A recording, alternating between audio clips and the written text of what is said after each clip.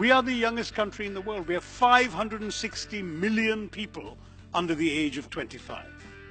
If you just take the children of school and high school going age from 10 to 19, we have 225 million of them.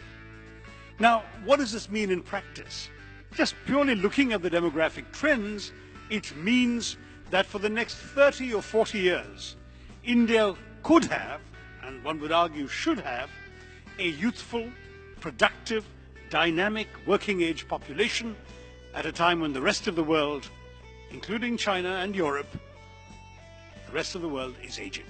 So suddenly India is poised to become the workhorse of the world, but all of this will only happen if we get one key thing right, and that is education and skill development training. So for us in India, this is not just an education challenge. It is a demographic opportunity. It is not just a demographic opportunity. It is a national security obligation. If we don't get it right, we face disaster. Because if 26% of 1.2 billion people don't know how to read and write, we have the world's largest population of illiterate people as well. In the old days, a kid wasn't in school, it was the parents' fault. Today, if a kid isn't in school, it is the state's fault. And that has created an enormous spur of enrollment. When I went out to graduate school in 1975, I discovered that every single graduate of an IIT was guaranteed a scholarship somewhere in America. Just getting into an IIT showed that your quality was higher than that of the average applicant to an American graduate school. That's the kind of reputation these institutions have. And there is a famous story of the founder of Infosys, Mr. Narayana Murthy, who was asked by an American television channel what his son was going to do, where he'd applied. And he said, well, my son has applied for the IITs, but I'm not sure he'll get in. And the interviewer said, so what do you think he'll do if he doesn't get into an IIT?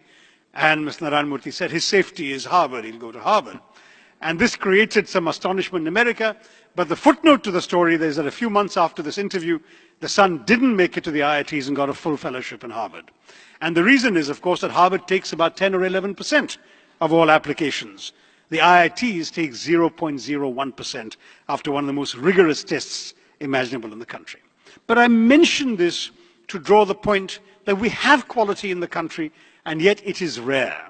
There are just a few institutions that produce that level of quality, and that once you get beyond them, you will speak to Indian employers who tell you that they are finding that the graduates they are hiring are essentially unfit to be hired. We must have an educational system that can employ people.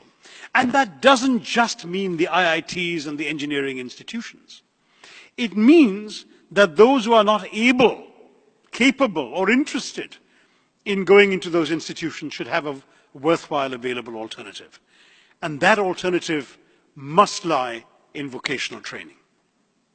Too much of our education has concentrated on filling the children's heads with facts in order to be able to prepare for and pass an examination. That examination culture is deeply entrenched in India. As I said, I don't know if it applies elsewhere, it may well do. And so we have all this regurgitation and rote learning because the ultimate objective, the measure of a child's worth, has been seen for too long as the marks he or she gets in the examinations.